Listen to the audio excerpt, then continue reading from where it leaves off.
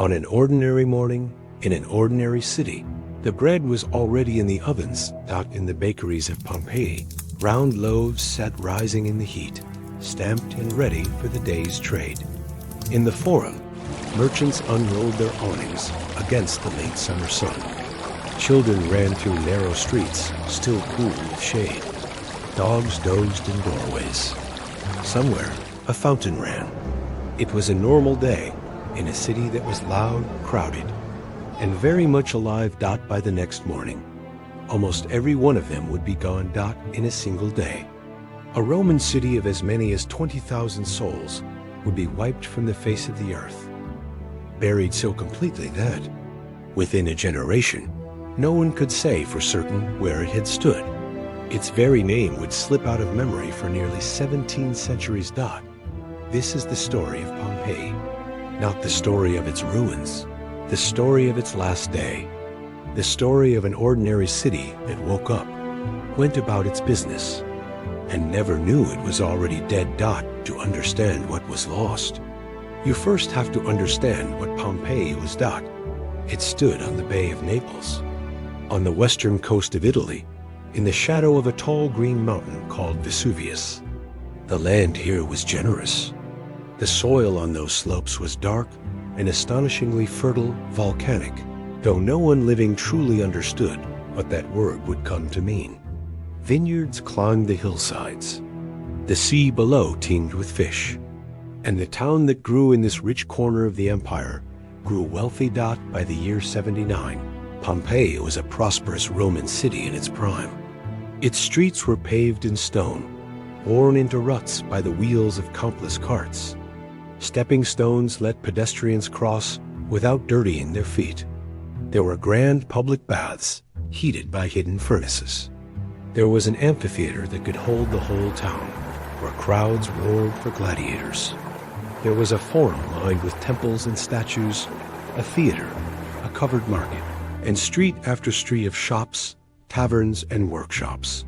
This was a city that worked, and a city that played.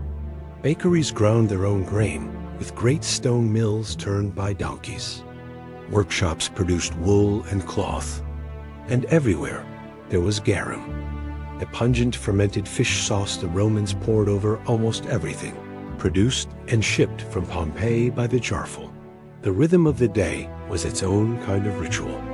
The mornings belonged to business, the markets, the law courts, the endless transactions of a busy port town, ships coming and going in the harbor below.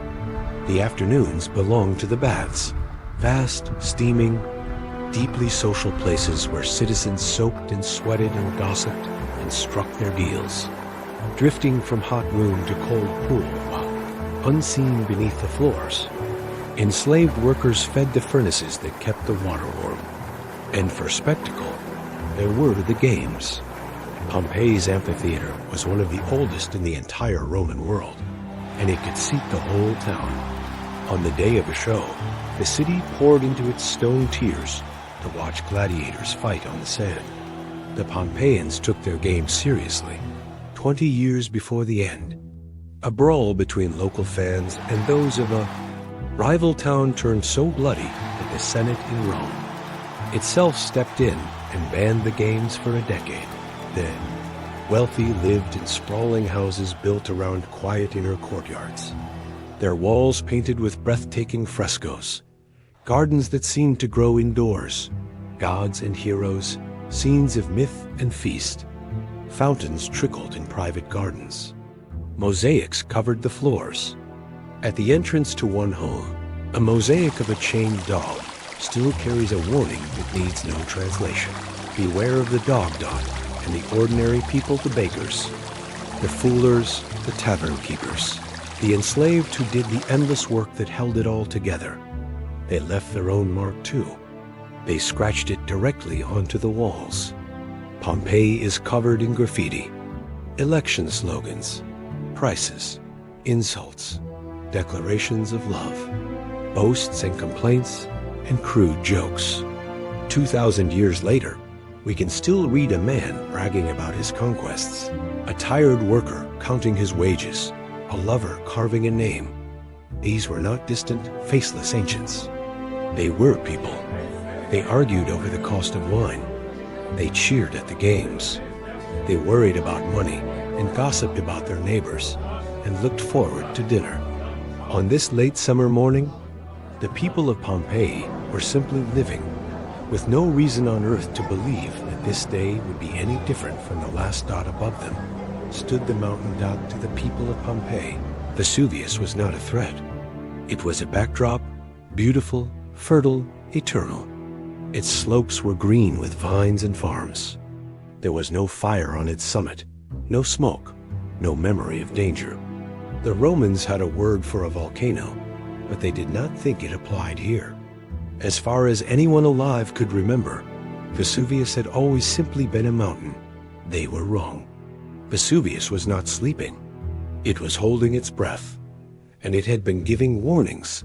If only anyone had known how to read them. 17 years earlier, in the year 62, a powerful earthquake had struck the region. It cracked buildings across Pompeii, toppled statues, and damaged temples and homes. The city had spent the years since rebuilding, and on the day of the eruption, some of that repair work was still unfinished. Scaffolding still standing against broken walls. But to the Romans, an earthquake was an earthquake. The ground shook sometimes. It always had. They did not connect the trembling earth to the silent mountain above them. In the days before the end, there were more tremors. Wells and springs are said to have run dry. The earth itself was straining as molten rock forced its way upward, miles below. Every sign was there. None of them were understood. So the city did what cities do. It carried on. The shops opened. The bread went into the ovens. And the mountain waited. We know what happened next with rare and terrible precision, because someone watched it and lived and wrote it down. Across the bay, a young man named Pliny the Younger was staying with his uncle, the famous scholar and naval commander, Pliny the Elder. Years later, the younger Pliny would describe that day in 2 letters that survive to this day. The only detailed eyewitness account we have of the disaster. It was around the middle of the day. The eruption did not begin with lava creeping down a slope. It began with the top of the mountain being torn open. In an instant, Vesuvius exploded upward with the force of many atomic bombs. A column of ash, gas, and pulverized rock shot into the sky, climbing higher and higher until it reached some 30 kilometers into the heavens. Pliny described it as a vast cloud shaped like a tree, a great trunk of darkness rising and then spreading out at the top into spreading branches. For a moment, the people of Pompeii would have simply stopped and stared. The sound, the pillar of black rising over their familiar green mountain. And then the sky began to fall. What came down first was pumice, light, porous volcanic stone, blasted into the air and now raining back to earth by the millions. Small at first, then heavier, then relentless. It fell on Pompeii like a deadly snow. It piled in the streets. It heaped on rooftops deeper and deeper, hour after hour. The air filled with choking dust and the smell of sulfur. The bright afternoon turned to twilight, and then to a darkness blacker than any night. A darkness, Pliny wrote, not like a cloudy or moonless sky, but like a sealed room with the lamp put out. For the people of the city, this was the moment of decision, and it was an impossible one. Some chose to run. They tied pillows to their heads to shield against the falling stones, gathered what they could carry, and fled into the dark, stumbling toward the gates and the sea, hoping to escape the city before it was too late. Many of them made it. We will never know how many. Others chose to stay. They sheltered inside their homes, behind closed doors, waiting for it to pass, as people always wait for storms to pass. They huddled in back rooms with their families, their servants, their children. They could not have known that staying was the worst choice. The pumice kept falling. Roofs groaned under the weight, and then began to collapse, burying those beneath them. All through that long afternoon and into the night, the city was slowly swallowed. And across the bay, Pliny the Elder, the old commander, ordered his ships out, not away from the disaster, but toward it, to rescue those trapped on the shore. He would reach the coast. He would not return. He died there on the beach, overcome, an old man who sailed into the catastrophe to save people he had never met. For those who had stayed behind, the hours of that night must have been beyond imagining. Sealed inside their homes in total darkness, the air thick and burning to breathe, the floor trembling beneath them, the roofs cracking and straining under tons of fallen stone, and over it all the endless roar of the mountain that would not stop. Some prayed to gods who did not answer. Some held one another in the black. Some, perhaps, still told themselves that the dawn would come and the nightmare would simply end. And outside their walls, street by street, the city they had known all their lives was quietly being erased. But the falling stone was not. What killed Pompeii in the darkness of the early morning hours? The eruption entered its deadliest phase. The towering column of ash, which had held itself up for hours, finally collapsed under its own weight. And when it fell, it did not drift gently down. It came roaring down the mountain as a pyroclastic surge, an avalanche of superheated gas and ash, moving at the speed of a hurricane, hot enough to kill the neighboring town of Herculaneum, closer to the mountain, and obliterated it. Then they came for Pompeii. When the surge reached the city, death was immediate. The searing cloud swept through the streets at several hundred degrees, far faster than anyone could run, far hotter than any living thing could endure. There was no escape, no warning, no time.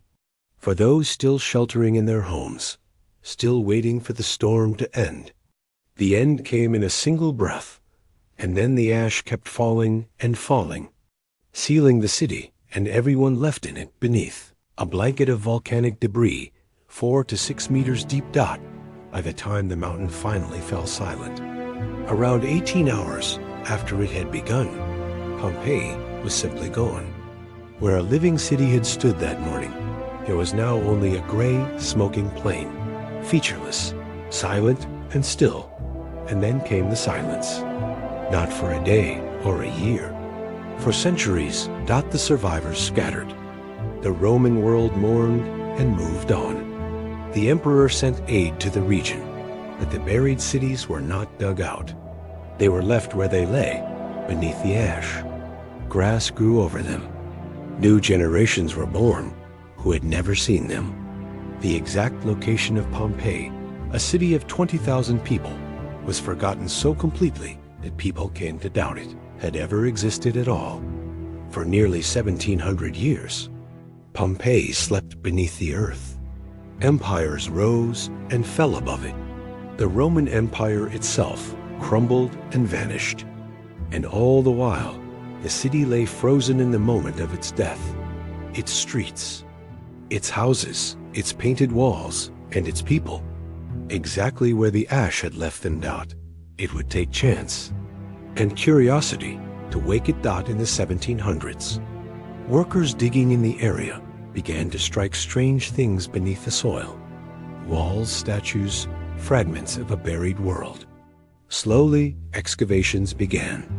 And as the ash was carefully cleared away, an astonished world realized what had been hiding under the ground.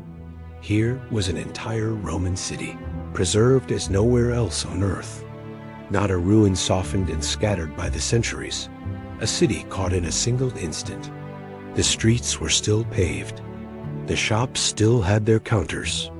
On the walls, the frescoes were still bright, the colors still rich. The graffiti was still legible. In the bakeries, archaeologists found loaves of bread, carbonized but whole, still sitting where they had been left to bake on the last morning. But the most haunting discovery of all was not made for another century. The people of Pompeii had been buried in the soft ash. and over time their bodies had decayed away, leaving empty hollows in the hardened volcanic rock, perfect cavities in the exact shape of the dead. In the 1860s, an archaeologist named Giuseppe Fiorelli realized what those cavities were and what could be done with them. He began pouring liquid plaster into the voids, letting it harden, and then carefully digging away the rock around it. What emerged were the people of Pompeii themselves, not bones, but forms, the exact poses of their final moments, captured in the instant of death and frozen for 2,000 years. A figure curled against the ground, a person with hands raised, shielding their face. Families huddled together. A dog, still chained, twisted where it fell. People reaching for one another. People simply lying down, as if asleep. These casts are not statues. They are the shapes left behind by real human beings, the bakers and lovers and children of that ordinary morning, caught forever in the last second of their lives. To stand before them is to stand at the exact moment a city died, and the dead of Pompeii were everyone. The mountain did not spare the rich for their wealth, or the powerful for their rank. Among the casts are finely dressed citizens, and the enslaved still wearing their iron, the old and the young, mothers shielding children, people who died alone, and people who died holding the hand of someone they loved, all caught in the same instant, all made equal at last beneath the ash. That is the strange and terrible gift of Pompeii. Every great civilization leaves ruins, but ruins are usually a slow story, the gradual fading of something over generations, stones carried away, walls collapsing inch by inch across the centuries. Pompeii is different. Pompeii is not the story of a slow decline. It is a single day, preserved. We do not have to imagine what an ordinary Roman city looked like, or how its people lived, or what they cared about. We can read it on the walls. We can walk the streets. We can see the bread in the oven, and the wine on the counter, and the warning at the door. A whole world stopped mid-sentence. And in that stillness, there is a lesson that has nothing to do with Rome. The people of Pompeii were not destroyed because they were foolish, or weak, or doomed. They were destroyed because they were ordinary, because they assumed, as we all assume, that tomorrow would look like today.